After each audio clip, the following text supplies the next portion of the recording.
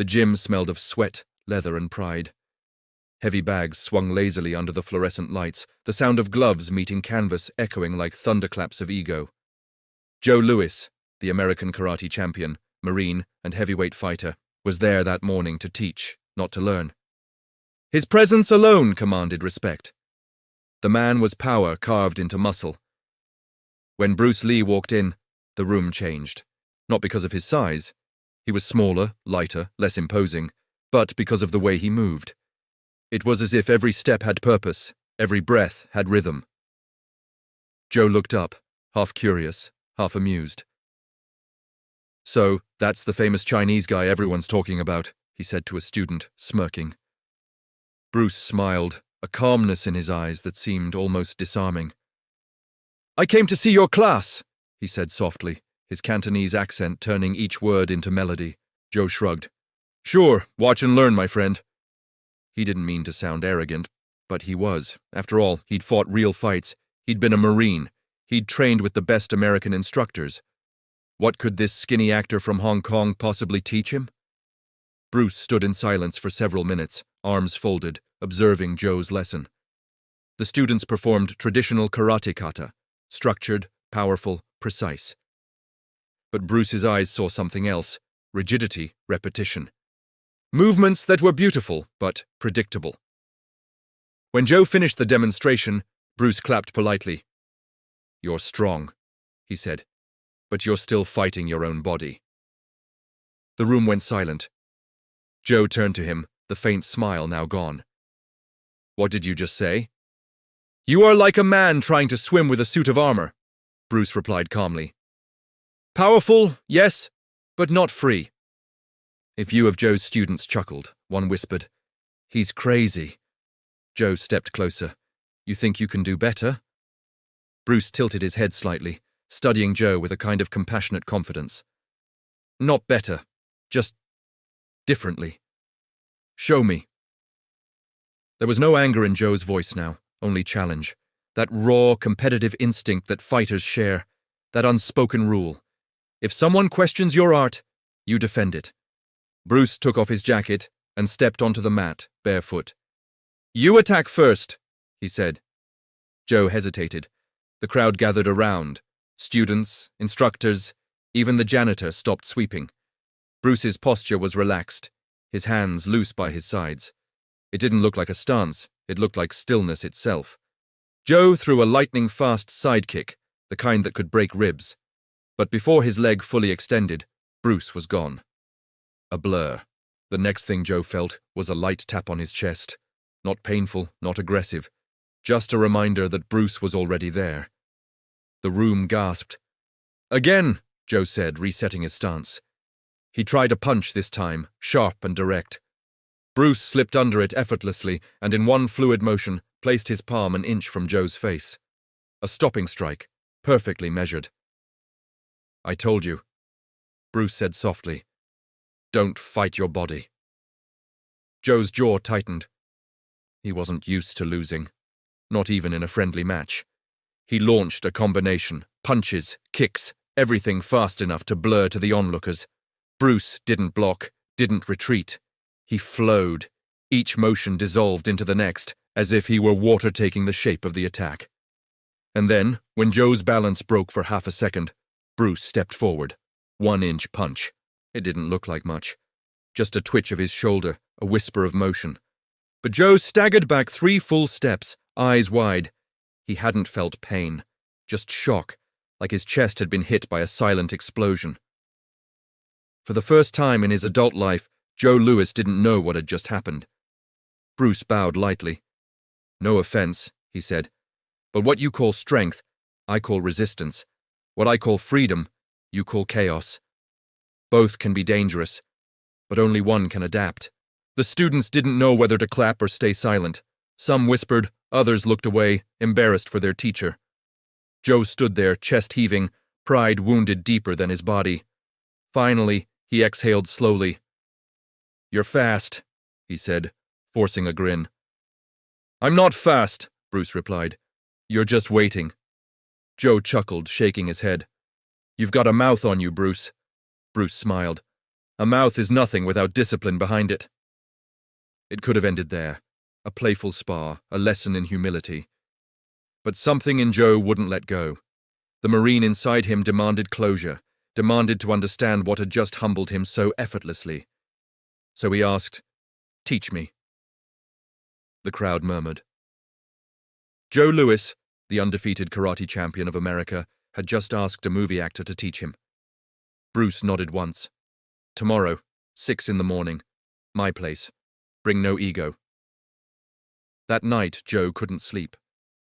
He replayed every second in his mind. The stillness in Bruce's stance, the impossible timing, the way he moved as if connected to something invisible. It wasn't about speed. It wasn't even about power. It was control without control. At dawn, Joe showed up at Bruce's home in Los Angeles, a small, simple space filled with books, wooden dummies, and handwritten notes on philosophy. Bruce was already training, shirtless, his body a sculpture of precision and motion. "You came," Bruce said without turning. "I said I would," Bruce gestured for him to enter. "Then let's begin." For the next hour, Joe experienced something no fight, no kata, no Marine drill had ever given him. The understanding that true combat wasn't about domination. It was about awareness. Bruce showed him how to punch without intention, to move without telegraphing, to strike from stillness. "Empty your mind," Bruce said. "Be formless, shapeless, like water." Joe repeated the words quietly, trying to grasp their meaning. Bruce stepped closer, demonstrating by moving around him, his body adapting to each micro-adjustment Joe made.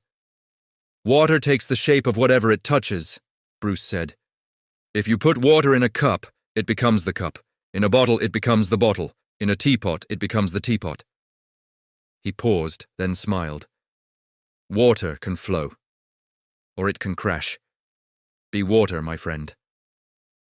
Joe felt something shift inside him. All his years of training, the stiffness, the rigidity, the rules, they all felt suddenly small compared to the freedom Bruce embodied. When the lesson ended, Joe bowed deeply, something he rarely did to anyone. "You've changed how I see fighting," he admitted. Bruce shook his head. "No, Joe, I didn't change how you see fighting. I reminded you what fighting really is." Outside the sun was rising, golden light filling the small courtyard. Two warriors stood there, one humbled, one honored. What had begun as a challenge had become a revelation. And in that moment, Joe Louis, the proud Marine, the champion, realized he had just met his true teacher. "Tomorrow again?" he asked. Bruce smiled. "Tomorrow, yes. But remember," he said, tapping Joe's chest lightly, "if you bring your pride, I'll break it again." They both laughed. And something unspoken passed between them. Respect, brotherhood. It was the start of a friendship that would change martial arts forever. The days that followed became routine for Bruce Lee and Joe Louis, but not the kind of routine that breaks a man. It was the kind that builds him. Every morning at 6, before the world even woke up, Joe would drive to Bruce's small home in Los Angeles. The city was quiet then, covered in mist, as if holding its breath to watch something sacred unfold. Inside that narrow training space, Bruce's world was stripped of glamour. There were no trophies, no walls lined with belts or medals, only mirrors, a few wooden dummies, and an endless hunger for understanding. The first lesson Bruce taught Joe wasn't about punches or kicks. It was about seeing. "Most fighters," Bruce said one morning, circling Joe like a patient teacher, "only see their opponent. The great ones see themselves." Joe frowned, not sure what that meant. Bruce smiled, as if he expected that. "You fight with your eyes, Joe. But your eyes lie. They show you movement, not intention. Don't look for the punch. Feel the decision before it happens." Joe blinked. "You can't feel a decision." Bruce stepped closer and whispered, "Then you've already lost." He struck. Not hard, just a flicker of movement, a whisper of speed that brushed Joe's shoulder before he even thought to react. "You see?" Bruce said softly. "I don't attack when you move. I attack when you decide to move." That sentence stayed in Joe's mind for days. It wasn't about reading the body. It was about reading the soul. Bruce's training sessions were part philosophy, part punishment. He broke every rule Joe had learned in karate. "There is no single stance," Bruce would say. "There is only what the moment demands." One morning after hours of drills, Joe dropped to his knees, sweat dripping onto the wooden floor. "Bruce," he gasped, "you don't fight like anyone I've ever seen." Bruce smiled gently. "Because I don't fight like anyone. I fight as myself." Joe laughed, exhausted but enlightened. "That's easy for you to say. You're Bruce Lee." Bruce knelt beside him. "And you are Joe Louis, but you don't believe it yet." The words cut deep. For years, Joe had defined himself by titles: world champion, Marine, instructor. But in Bruce's world, none of that mattered. Here, ego was the enemy, and self-knowledge was the only victory worth earning. Over time, their bond grew. They laughed, argued, and pushed each other to limits neither had known before. Joe began to see that Bruce's genius wasn't mystical. It was deeply human. It was born from obsession, discipline, and the refusal to accept limits. Bruce wasn't trying to be better than others. He was trying to be complete. One afternoon, after an especially grueling sparring session, Bruce handed Joe a cup of tea. His hand trembled slightly, not from fatigue, but from something else. Thought. "Joe," he said quietly, "people think martial arts is about fighting. It's not. It's about expressing yourself honestly." Joe looked at him. "Honestly?" "Yes. To express yourself honestly without lying to your body. When you kick, it's not about hurting the other man. It's about removing everything false from your movement. When you do that, when there's no hesitation, no fear, that's truth. And truth is invincible." Joe nodded slowly. "And if the truth hurts?" Bruce smiled. "Then it's doing its job." In the months that followed, Bruce and Joe's partnership evolved into something rare, a friendship built on friction, not flattery. Joe was still the powerhouse, the warrior. Bruce was the philosopher, the artist. Together they were shaping something new, something the world had never seen. They called it Jeet Kune Do. Bruce would later tell him, "It's not a style, Joe. It's freedom disguised as movement." Joe began teaching differently too. He no longer shouted orders in his classes. Instead, he asked questions. "Why do you move this way? What are you afraid of losing if you change?" His students didn't always understand, but they felt it. Something inside them began to wake up. One evening after class, Joe sat alone in his gym, thinking about that first day. The humiliation, the disbelief, the 1-inch punch that had cracked more than his pride.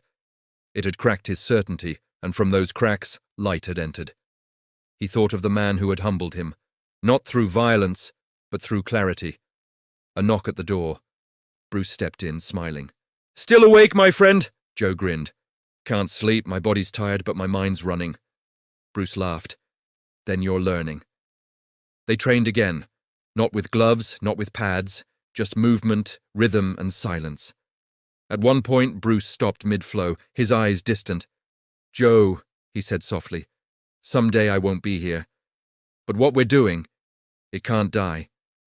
Because truth doesn't die. It just waits for someone brave enough to live it." Joe didn't answer. He didn't need to. He understood. A few years later, when the world mourned Bruce Lee's sudden death, Joe stood in silence in his gym, gloves hanging at his sides. He remembered the lessons, the stillness, the laughter, the humility, the water. And in that quiet space, surrounded by echoes of his own past, Joe realized that Bruce's greatest gift wasn't technique or fame. It was transformation. He had taught Joe Louis, the fighter, how to become Joe Louis, the man. Years passed. Joe went on to teach thousands of students, to star in films, to carry the torch of what Bruce had ignited. And in every class, he repeated the same line Bruce had told him the first morning. "Don't fight your body. Flow with it." Sometimes, when students asked him what Bruce Lee was really like, Joe would smile and say, "He wasn't the fastest man alive. He was the most awake." And then he'd tell the story of how a humble lesson turned into a lifelong awakening, of how two warriors from opposite worlds found the same truth. In his later years, Joe would visit schools, talking about humility and self-mastery. At the end of every speech, he'd raise a hand and quote Bruce's words softly, "Empty your mind. Be formless, shapeless, like water." And the crowd would fall silent, because they could feel it. The echo of something bigger than martial arts, bigger than fame, bigger than the man himself. It was the echo of a lesson that began with pride, was forged in humility, and ended in reverence. A lesson that no one watching that first encounter could have predicted. Bruce Lee didn't defeat Joe Louis. He awakened him. And through that awakening, Bruce's legacy lived on, not in movies, not in fame, but in the quiet discipline of every student who learned to fight with heart instead of ego. As Joe once said, years later in an interview, "I came to teach him karate. He taught me how to be water. And once you learn that, you never fight the same again." True mastery is not about conquering others, it's about conquering yourself. If this story moved you, share it with someone who still believes strength is about muscle. Sometimes the strongest thing we can do is let go. What about you? What kind of fighter do you want to be? One of force or one of flow?